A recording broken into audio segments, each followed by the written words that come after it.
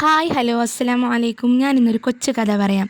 കഥയുടെ പേര് കളിയാക്കലിൻ്റെ ഭവിഷ്യത്ത്. അനൂപ് 5ാം ക്ലാസ്സിലെ മിടുക്കനായ കുട്ടിയായിരുന്നു. എന്നാൽ അവന് ഒരു ചെറിയ പ്രശ്നമുണ്ടായിരുന്നു. അവൻ്റെ സംസാരം കുറച്ച് കുഴഞ്ഞതായിരുന്നു. അതുകൊണ്ട് തന്നെ മറ്റു കുട്ടികൾ അവനെ തത്ത എന്ന് കളിയാക്കിയിരുന്നു. ഒരു ദിവസം സ്കൂളിലെ വാർഷിക പരിപാടിക്ക് അനൂപ് പാട്ടുപാടാൻ തീരുമാനിച്ചു. കൂട്ടുകാർ അവനെ വീണ്ടും കളിയാക്കി. തത്ത പാടാൻ പോകുന്നു, ആരും കേൾക്കണ്ട എന്ന് പറഞ്ഞ് ചിരിച്ചു.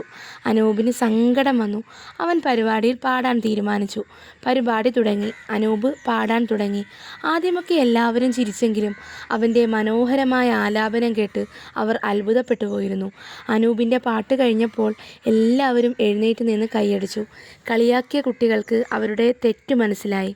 അവർ അനൂപിനോട് മാപ്പ് പറഞ്ഞു. അതിനുശേഷം ആരും അനൂപിനെ കളിയാക്കിയില്ല.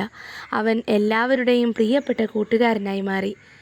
ഈ കഥയുടെ സന്ദേശം: ഈ കഥ നമ്മെ പഠിപ്പിക്കുന്നത് ആരെയും അവരുടെ കുറവുകൾ കാരണം കളിയാക്കരുത് എന്നതാണ്.